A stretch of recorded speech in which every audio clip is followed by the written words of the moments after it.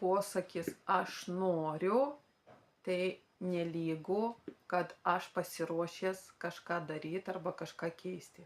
Aš noriu sportuoti, bet aš tikrai neisiu į sportą. Aš noriu uždirbti, bet aš tikrai nesistengsiu per daug dirbti tam, kad uždirbti. Tai dažnai būna, kad aš noriu yra primestas iš išorės, iš socialinių tinklų ir tai netitinka mūsų realybės, ko aš iš tikrųjų noriu daryti iš širdies. Nes labai daug informacijos šiais laikais, daug visko mums rodo, pasiūla produktų, pramogų yra didžiulė, ko žmogui tikrai tiek nereikia iki pilnos laimės. Iki pilnos laimės žmogui gerokai mažiau reikia, nei mums yra siūloma.